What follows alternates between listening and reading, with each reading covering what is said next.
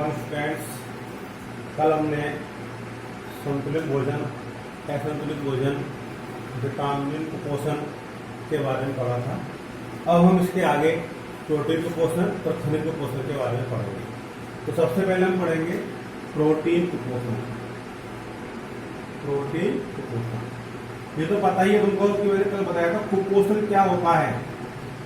कुपोषण जब संतुलित भोजन के किसी भी अवयवों में से एक अवयव, जैसे कार्बोहाइड्रेट, प्रोटीन, वसा, विटामिन, खनिज लवण, जल, इनमें से किसी एक की कमी हो जाए और वो कमी लगातार लंबे समय तक बनी रहे तो उसे हम कुपोषण कहते हैं। और ऐसा भोजन कुपोषित भोजन कहलाता है।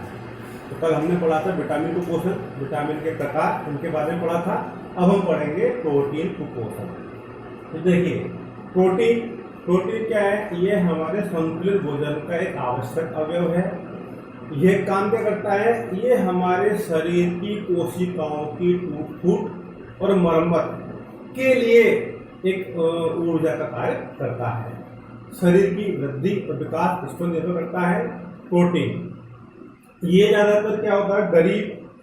गर्भवती महिलाओं और किशोरावस्था में बच्चों के लिए प्रोटीन की बहुत ज़्यादा आवश्यकता होती है।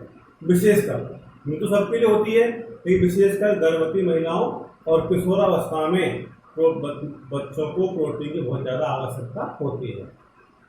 और प्रोटीन, अब बहुत सारे लोग गरीब होते हैं, बेचारे गरीब होते हैं। प्रोटीन जैसे कि सोयाबीन, दाल, प्रोटीन सबसे ज़्यादा दालों में पाई जाती है। दालों में भी सोयाबीन में पाई जाती है, सबसे ज़्यादा प्रोटीन सोयाबीन पाई जाती है। दूध में, अंडे में, इनमें प्रोटीन पाई जाती है। अब जो गरीब हैं, नहीं ले पाते, तो उसके कारण क्या है, वो प्रोटीन से कुपोषित हो जाते हैं। तो प्रोटीन की कमी से दो प्रकार के रोग होते हैं। नंबर एक रोग कहलाता है क्वाशियोरकोर।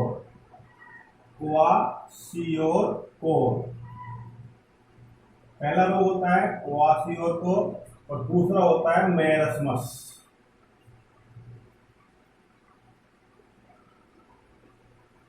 प्रोटीन की कमी से दो प्रकार के रोग होते हैं, क्वाशियोरकोर और मेरस्मस। अब हम देखते हैं क्वाशियोरकोर रोग होता क्या है। क्वाशियोरकोर रोग ये तो पता है हमें, प्रोटीन की कमी से होता है। इसमें क्या होता है? बच्चों का लक्षण क्या है? रोग के बच्चों का पेट फूल जाता है। बच्चों का पेट फूलना, बच्चों का पेट फूलना जाता है। भूख कम लगना, बच्चों को भूख कम लगती है। भूख कम लगेगी तो हमारे शरीर को ऊर्जा नहीं मिलेगी। भूख कम लगना। इसके बाद में आता है स्वभाव चिड़चिड़ा हो जाना। स्वभाव चिड़चिड़ा हो जाना।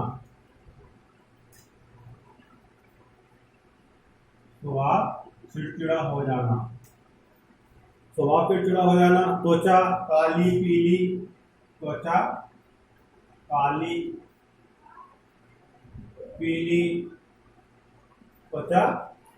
पीली, शुष्क, सूख जाती है, ड्राई हो जाती है। शुष्क, धब्बेदार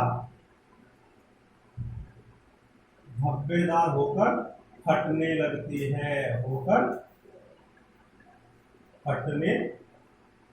लगती है।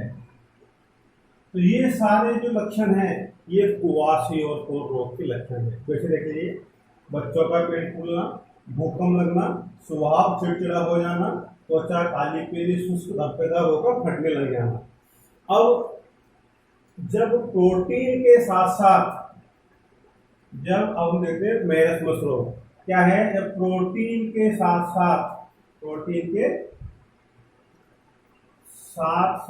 जब ऊर्जा की भी कमी हो जाती है,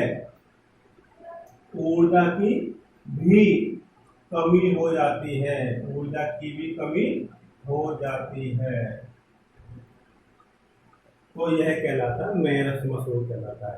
अर्थात जब प्रोटीन तो है ही है, लेकिन साथ साथ ऊर्जा भी नहीं मिल रही है बच्चे के लिए, गर्भवती महिलाओं के लिए, उसको हम कहते हैं मेरस्मस रोग कहते हैं। तो लक्षण क्या है इसके? लक्षण है शरीर सूख जाता है। मतलब बहुत कमजोर हो जाता है, शरीर सूख जाता है। और दुर्बल हो जाता है। दुर्बल कमजोर हो जाता है, दुर्बल कमजोर हो जाता है। आंखें आंखें कांतिहीन होकर, आंखें कांतिहीन कांतिहीन होकर अंदर धस जाती है। आंखें कांतिहीन होकर अंदर धस जाती है, अंदर धस जाती है। तो ये हमारे हैं मेलास्मस रोग के लक्षण। तो ये दोनों ही रोग अपने कई बार एग्जाम में आ जाता है, प्रोटीन की कमी से होने वाले कोई दो रोगों के नाम बताइए, तो आप बताओगे क्वाशियोरकोर और मेलास्मस। अब इनके लक्षण क्या है, एक के लक्षण ये और दूसरे के लक्षण ये। तो ये तो हुआ हमारा प्रोटीन कुपोषण। अब इसके बाद हम पढ़ेंगे खनिज कुपोषण। ये तो हो गया हमारा प्रोटीन कुपोषण। अब हम इसके बाद में पढ़ेंगे तो खनिज कुपोषण। खनिज लवणों की कमी से होने वाला कुपोषण खनिज कुपोषण कहलाता है। खनिज कुपोषण, खनिज लवण हमारे जो जो भी खाने की चीजें खाते हैं उन सबके अंदर कुछ न कुछ पाया जाता है। खनिज मिनरल्स बहुत सारे होते हैं, जैसे लौह तत्व है, फास्फोरस है, पोटेशियम है, कैल्शियम है, आयोडीन है, कई सारे तत्व होते हैं जो कि हमारे भोजन में बहुत ही आवश्यक होते हैं। इनका हमारे भोजन में होना बहुत ही जरूरी होता है। अब हम एक एक चीज के बारे में पढ़ते हैं। सबसे पहले पढ़ते हैं लौह तत्व, यानी इसको बोलते हैं आयोडीन।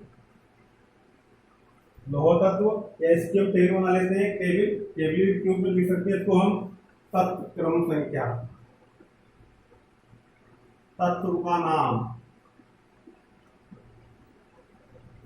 तत्व का नाम, प्रमुख स्रोत अर्थात किस किस में पाए जाते हैं, ये प्रमुख स्रोत किस किस में पाए जाते हैं। और इसके बाद में इनके प्रमुख कार्य, क्या क्या कार्य होते हैं, क्या क्या ये कार्य करते हैं, इन सब के बारे में हमें टेबल बना लेते हैं।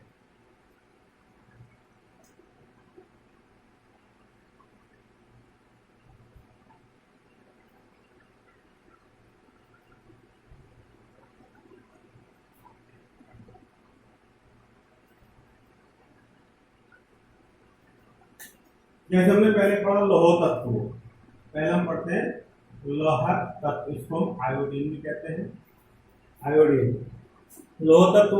अब इसमें ये सब देखते हैं हम, इसमें प्रमुख स्रोत किस किस में पाया जाता है। ये पाया जाता है, देखो दही, दही में पाया जाता है, सब्जियां, सब्जियों में पाया जाता है, दही, दही में, सब्जियों में गाजर, दूध, अंडे,